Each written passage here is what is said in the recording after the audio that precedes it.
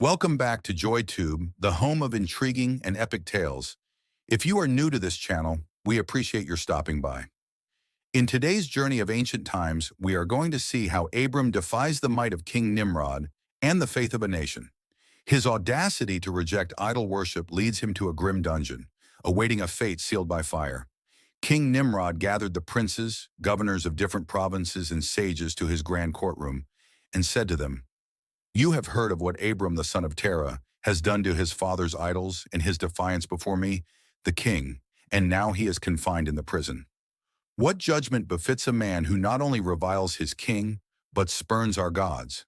And the advisors answered the king and said, "Such defiance deserves the harshest punishment. Let us cast him into the furnace, kindled day and night, to be thrown into the furnace of fire." When the conjurers saw Abram, they told the king that surely that was the child at whose birth the great stars swallowed the four stars, which they declared to the king about 50 years ago. And his father mocked you, O king, and brought another child unto you.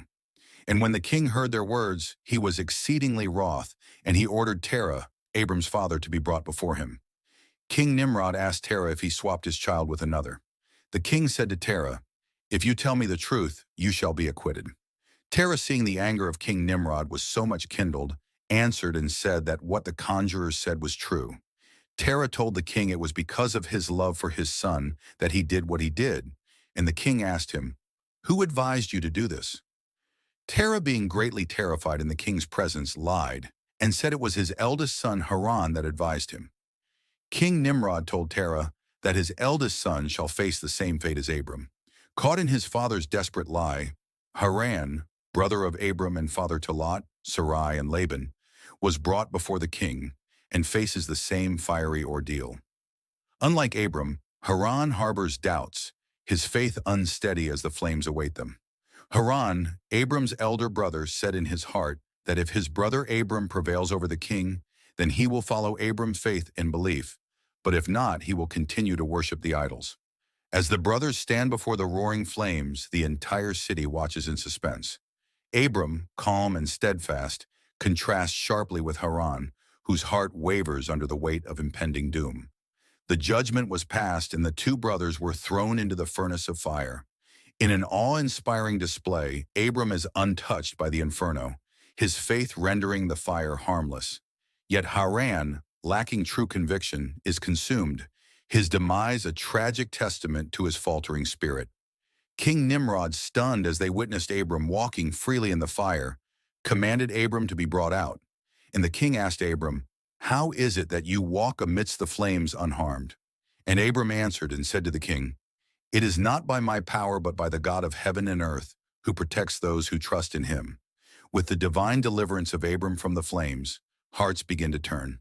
A man condemned to death walks free, his life a beacon to those seeking truth amidst the shadows of doubt. In the aftermath of divine intervention, Abram, guided by celestial promise, embarks on a journey that will not only change his destiny, but also the course of history. With his father Terah, his nephew Lot, and his wife Sarai, Abram leaves Ur, driven by a vision of a land promised by God himself. Finding the land of Haran, a fertile pasture, Abram's family pauses their journey. Here, Abram's reputation as a man of God grows, attracting locals who seek his teachings and favor.